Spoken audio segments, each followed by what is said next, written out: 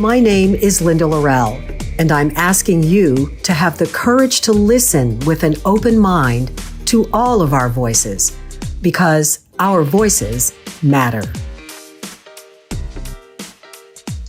Hi, everybody. It's Linda Laurel. Thanks so much for joining us for this episode of Our Voices Matter. I hope you're ready to have some fun, because I've got a really fun conversation with my guests today. They are known as the Dumpling Dudes.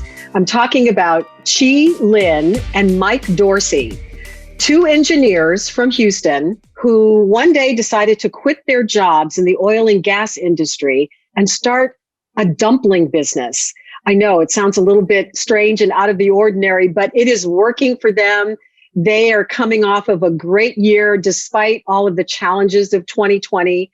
And they are just on fire to move into 2021 and continue to run their business and share their story, because the story of Dumpling Dudes is all about food, story, and connection. So please enjoy. So, Michael and Chi, it is so great to have you on Our Voices Matter podcast. Happy New Year to both of you. Happy New Year. Happy New Year. Thanks for having us. Of course, of course. Excited to talk to both of you and learn more about your backstories and all about the Dumpling Dudes. So I like everybody in 2020, you had to pivot.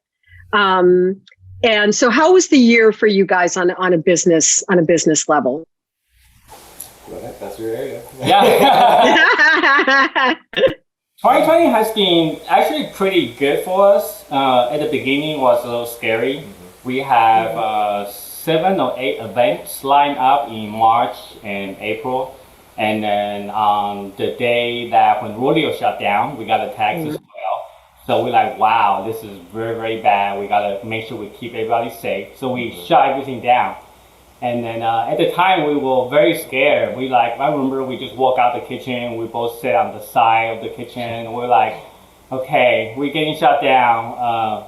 It was a month we're supposed to went from the red to black financially.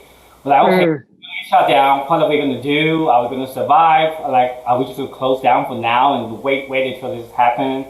And then that kind of triggered us to have to pivot and then to actually sell frozen dumpling, which we didn't doing initially with our business model. And then, but with that, we started selling frozen dumpling. The beginning is just our friends and family, some real strong follower buying dumplings. And then the word got out, and then Houston Life, KBRC, they kind of got us on their station again. And then people just started supporting us. And then the good thing is people actually do love the dumpling. That's totally awesome that you've got so much traction going on in the community now.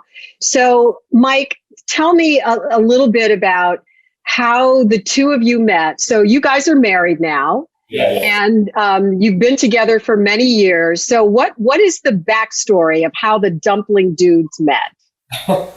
Okay, so actually tomorrow is our wedding anniversary. We'll be 2 years married. 2 years. Yeah, 2 years. Wow, well, happy anniversary. Thanks so much, yeah. It'll be 2 years married and 14 together. So we've been together since 2007.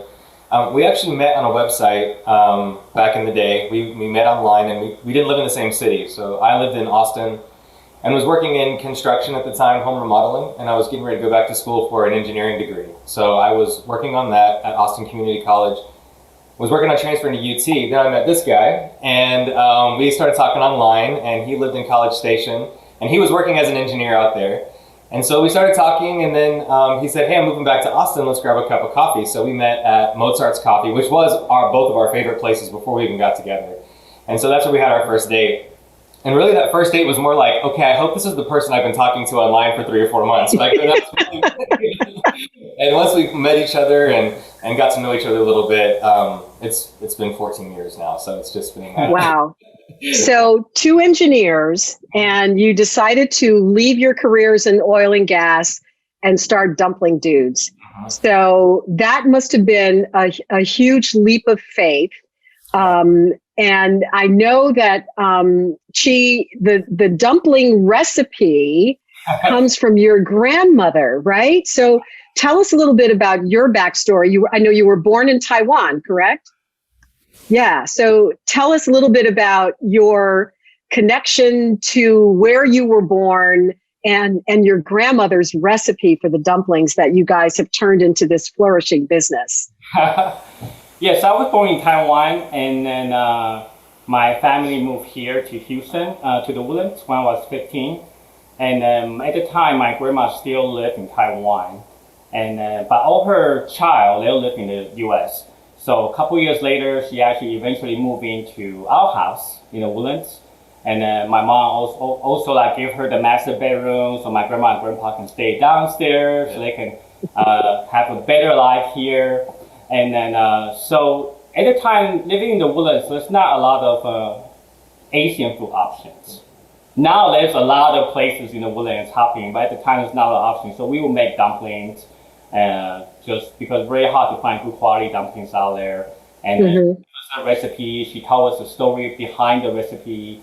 And then that's kind of become our house recipe moving forward. Every time, since I met Mike, we have a dumpling party, we have friends over, we will use the same recipe like my grandma taught me when we had parties and gathering. And not just becoming our dumpling juice, classic recipe that we use over and over again.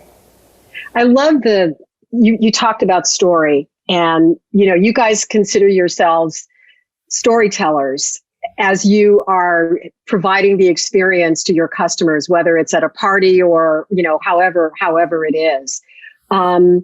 Your story is such an unusual one. So, not just the fact that, you were engineers and you decided to start a dumpling business and go for your passion, but you're an openly married gay couple. Right. In a world that sometimes does not accept openly married gay people. Right. So, our Voices Matter is all about, trying to help people see themselves in each other, see people's struggles and what people have had to overcome and how they've done that and how that shows up in their lives today. So, Mike, I'm going to ask you to start this part of the conversation to talk about, what are some of the challenges that you guys have had as a gay couple making the decisions that you've made in both your business and your personal lives? Okay. I know it's a big question. It's a big question. Because I think all paths in life have their own challenges that are unique to their own paths, but definitely our paths have faced some challenges together. One of the things that I've struggled with my family a lot is acceptance with my family. From an early age, it's been tough to be gay in my family. So going along with that, and getting married and starting a business and all that, it's been tough to get a lot of support. I mean, they love the product and the food, but maybe not so much the message and the delivery of all of it. So that's a challenge. But for us, I mean, it's us. This is what I've always wanted to do, is own a business with my husband and do this for fun. So this is really something that's great. So even though there are those challenges, we really focus on all the good things and all of the people that are supportive.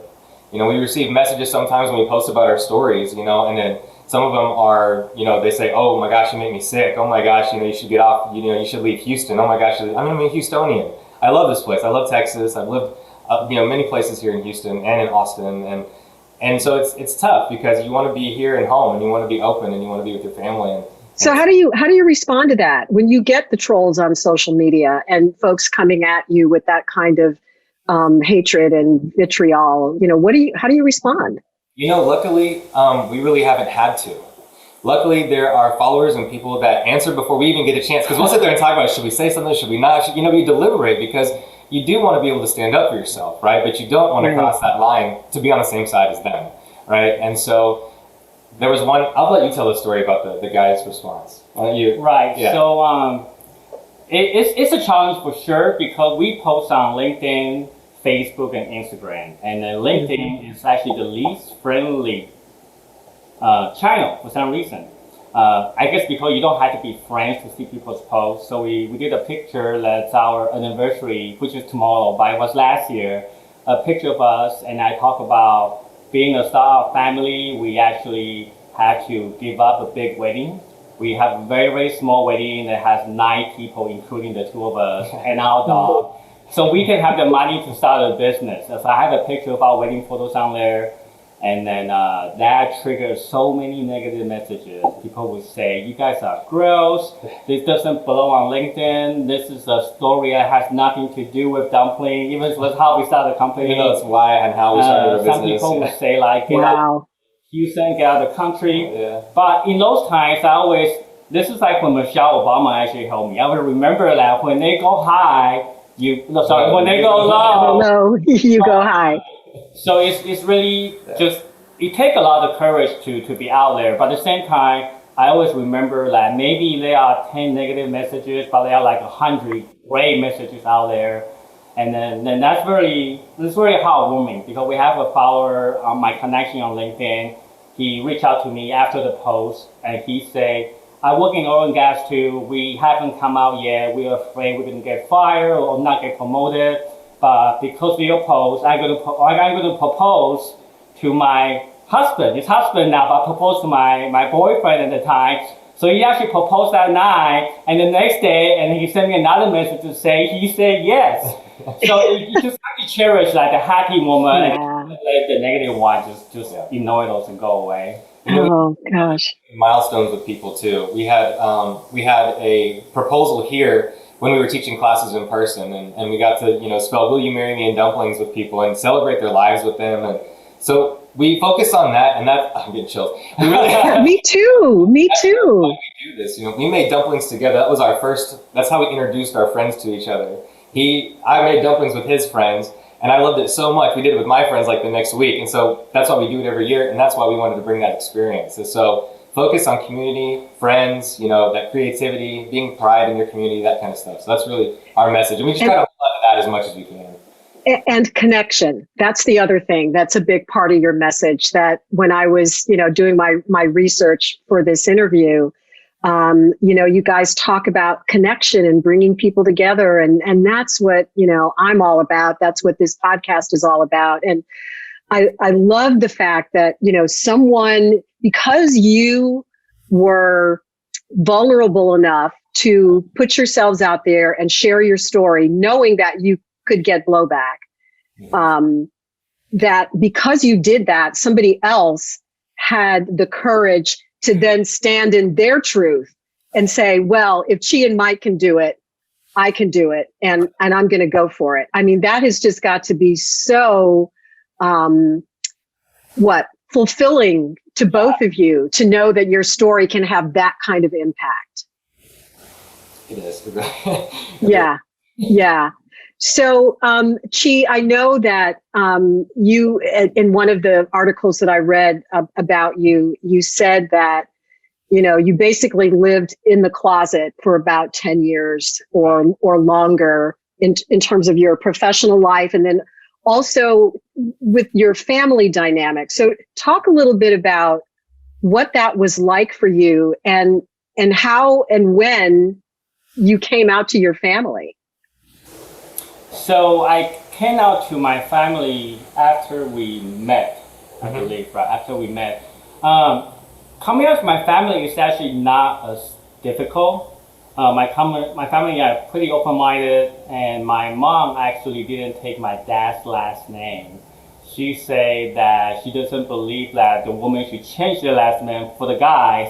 Why shouldn't it be the other way around? So it scarred me a lot in that way. So I knew it's not going to be a big issue that telling them that. So they were very, very supportive.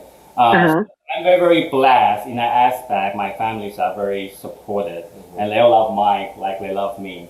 That's beautiful. Different, because I feel like work, you kind of have to fit in the corporate environment. And then I always tell people that it's very different between fitting in and feeling belong, right? Like yes. I fit into corporate, but I don't feel like I belong. But a lot of time I feel like the reason I was able to climb the corporate ladder, eventually become the director, is because I know how to fit in. But it came with a price. The price is that I cannot be myself. I cannot even share anything that has to do with Mike. and it's a struggle that I face every day for the 10 years when I was working with corporation. And it's only after I came out to them that I feel like I truly trying to belong in there, and then trying to see how people react to it. Did the dynamic change in the workplace for you after you came out? It changed, yes, for the good and the bad, of course. One thing I do discover is it's a very, very conservative environment, especially in oil and gas. A lot of time, I feel like I'm the first gay person that they know. That's number one. And the second thing is I'm the only gay person that's lived a happy, normal life that they didn't think that's what being gay is like. They think about gay, they probably have a different picture in mind on what being gay is. Right. So after I came out, a lot of and we got married, all my coworkers know, we received a lot of love, very, very warm message from people that you would not think would congratulate us. So that's very, very good. That also gave me the courage to be more open about myself, because I feel like a lot of time we even let people have a different view than you, but if you open heart to them, they will eventually open heart to you as well. Yeah. That definitely gave me a lot of hope on our community and on people that surrounded us. The one thing I would do different though is that I waited 10 years to come out because I didn't feel like I was successful enough. I didn't feel like if I came out as an engineer, I feel like if I came out as an engineer, I came out as a senior engineer, I don't have enough credibility that people can easily let me go. So I waited till I'm a little bit more higher up in the company, and then I decided to make have the courage to come out. But in reality, I really think people should do that at any point of stage in their life. You shouldn't have to wait that long like I did, because I was just very miserable for 10 years. That could just be like a year or 6 months. How interesting. Wow. So was your experience similar, Mike? A little bit. So my counterparts that I worked with were all very similar to my age, and so I think the mindset was a little bit different. A lot of them, especially my immediate counterpart, we were very open with each other. So he knew, I knew his wife, he knew she, all that stuff. We went to their wedding, they would have come to ours if we'd invited them, that kind of thing. But it was more the whisperings. That was really what turned me off. You would hear things, whispers behind closed doors, and from people that you wouldn't think would say things, and then you're just kind of like, really? Okay, all right. Mental note, thank you. Yeah, just kind of keep going on with your work. I love my work. I love mathematics. I love engineering. I love chemistry. All that stuff. I still teach. I do. I tutor all that stuff. So it's I love the subject matter. It was just the social, political climate of the environment that I didn't really care for. It's tricky because for you to kind of climb the ladder, it's really all about connections as well. Yeah. And then I would say that connection is not just how you perform and work, but how you able to connect with your boss's family, or how you get connect with them after work. They might go play golf together, and they might have a barbecue together, and we know the fact that we will not be invited to those because who we are. So it's definitely something that I think people, they reach out to me whenever they have struggle is, what do they do beside work to make them still fit into the company culture, still be invited, still have additional face time with the people that you work with. And I think that's the challenge that people are facing. You said something a moment ago, Chi, that really resonated with me, because I think this is really at the core of how we get to know each other. You said that, people were surprised that you were just a normal guy, that you were just living a normal life. Yeah. Like they didn't expect gay people to be normal, right? And do the same kinds of things that heterosexual people do, or, have the same wants, needs, desires, goals, everything that every human has, right?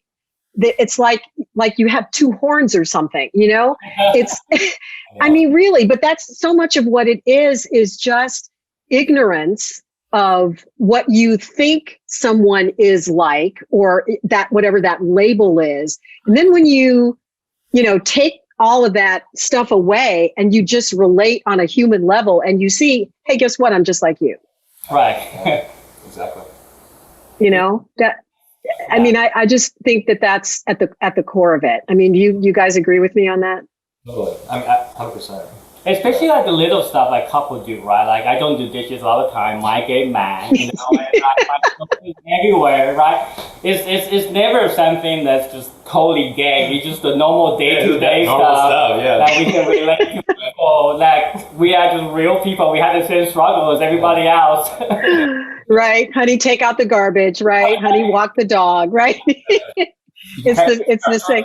I actually have seen the dog kind of, tracing in and out of the shot. So what's the dog's name? It's Connor. Connor. Okay.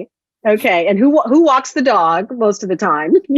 Well, it depends. So we let him out. We kind of take turns, but she typically takes him on long walks. I'm typically taking naps with him, so that's okay. Gotcha. Here, so we do have a Excel spreadsheet with like this is somebody's responsibility, and we gotta check it. Of course, you have an Excel spreadsheet. You're both engineers, right? Oh my goodness. So what is next for Dumpling Dudes? Now that we're in 2021, of course, we're still living in the age of COVID, in spite of the fact that we now have vaccines. We're going to be still having to, take all the precautions that we've had to thus far. Not out of the woods yet. What does this mean for your business as you're going forward? How are you foreseeing 2021?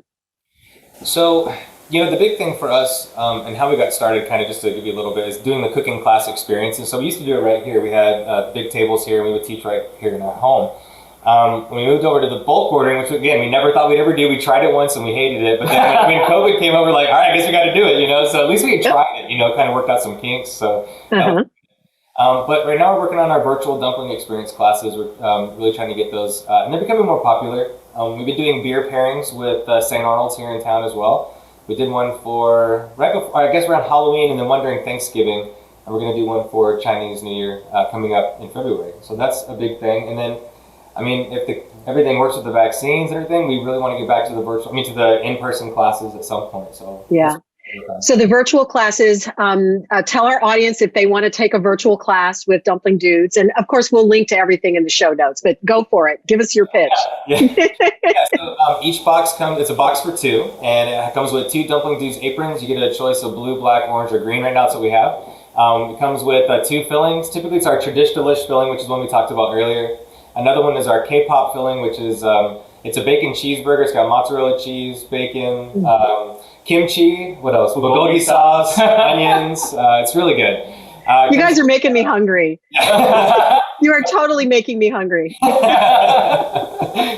With 7 colors of dough, individually wrapped. So you get each color of dough. So it's like an art class you can eat at the end, really. You get that. You get rolling pins, flour, a small thing of kimchi as well, some chopsticks, some other stuff. And then you get the box. Come pick it up from us. We're in East Downtown. Right now we're not delivering at the moment yet. We're working on that too.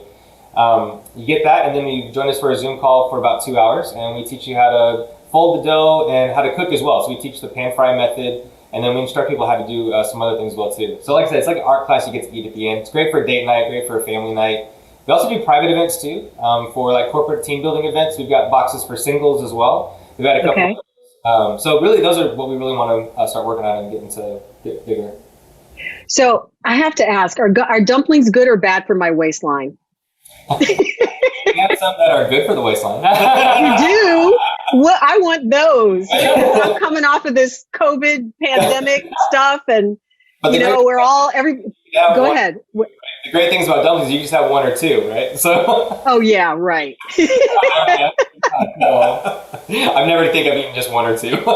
Exactly. So so we won't worry about the waistline right now. We won't worry about that.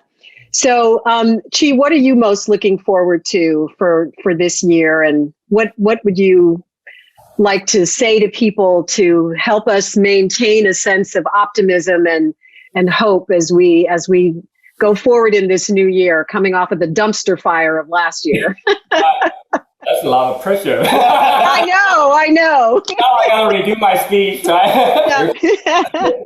So I always go back to this. So one thing, when we first started, we want to be experience maker. Mm-hmm. We actually never set out to be a food maker or a dumpling maker. Dumpling just so happened to be the vehicle that kind of bring everybody together. And the reason we picked dumpling is because all the experience that we had having dumpling parties with other people. So right before I quit my job, I was very, very sad. I was in a very, very dark place, very depressed, very unhappy. I still remember probably a couple months before we left, we went to San Diego, went to LA to the beach, we're in the beach house. And then I remember in the morning, every morning I walk over to the beach and I would just cry. I would just stay on the beach and cry and think about what's wrong with me, what's wrong with my life. And then so when we started our business, we said we want to create an experience that made people enjoy life, because that's what kind of got me out of the darkness, and the people to be able to share with their friends and family, and we're able to create new experiences. So that's why we're going to focus a lot still on making a great experience for people, including the virtual classes, including the standard classes. Then people can share with the people they love, and hoping that they will be able to recreate the experience. Now they know how to make dumplings, then they can bring some life to people's house, and hopefully that will trigger down. Then their friends will make more dumpling, and their friends of friends will make more dumpling, even for the class. But I really just want to. I think life is all about experience. That's why we got into what we do. And I think 2021 is really, there's so much experience we can probably try and that we didn't get to in 2020. So I hope people will be just going out there virtually or in person to have new experience, to have new spiritual experience as well. And then just hoping that dumpling just happened to be one experience they pick. But in general, we just want people to have great experience, because I don't want anybody to be in the space I used to be. And then I think people deserve better in life, and they have the power to do it too. If we are two engineers that can make dumpling and make a living out of it, the sky is the limit. It's really up to anybody on what they want to do in life, as long as they bring joy and happiness. Yeah. I love that message, and thank you for sharing, that part of your life that was so difficult. Again, that's the kind of thing that somebody out there who's watching or listening to this is probably in a very dark place for any number of reasons, and perhaps questioning him or herself, and the choices that they've made and the life that they're currently living, and they're not sure how to get out of it. And clearly they can. You were able to do that. And, I think I love your focus on experience. You want people to have an experience, because that's what life is about. It's about experiencing, love and laughter and pain and heartache and all this stuff in between. And Mike, I see you nodding your head. So, he's a tough act to follow. I'm sorry, but yeah, I gotta ask you, what do you got for us? What do you got for us, Mike? Well, that same vein is kind of a message for 2021. Is that 2020 was a unique year. It was a lot of hardship in the beginning. I think the message for 2021 is to remember that nothing is permanent. The only thing constant is change, and if you can roll with the change, you can easily get ahead of it. You can move around it, and you can find ways to mitigate that and make something grow. Our example is we were going to get shut down, and we turned to bulk ordering, and then we had to hire new people, so we were able to offer people jobs. Things like that. You just never know what good is going to come out of some seemingly bad situation, right? We don't know if it's good. We don't know if it's bad. It's just what it is right now. So let's tackle it the way it is. And I think if we can remember to kind of take that message inside and say, okay, I can change the things in my life as long as I kind of strip away all of these preconceived notions about the way I think things have to be. Then this whole new path kind of opens up in front of us. I often liken entrepreneurship to walking through the wilderness. You take small steps and small steps and small steps, and you trip and you fall and you hit your head or whatever, and you turn around and go like, oh my gosh, look at this trail I've come along. Even through all that hardship, I turn around and I go, wow, I've come so far. And I think if you just keep that with you, that's a really powerful message. I love it. And then when in doubt, eat dumplings. Yes. Dumplings, yes. I like that message. I love it. I love your message. I love your aura, your spirit. Both of you are just extraordinary. And I look forward to the day when I get to meet you in person and give you big hugs and take your dumpling class in person. But before then, I'm going to do the virtual class for sure. I'm thinking it might be a good Valentine's Day gift for my hubby. Nice. We do. That's happening on Valentine's Day. So Do you really? So I probably need to sign up for it now that I've given other people the idea, right? Save me a spot, would you? we got this for sure.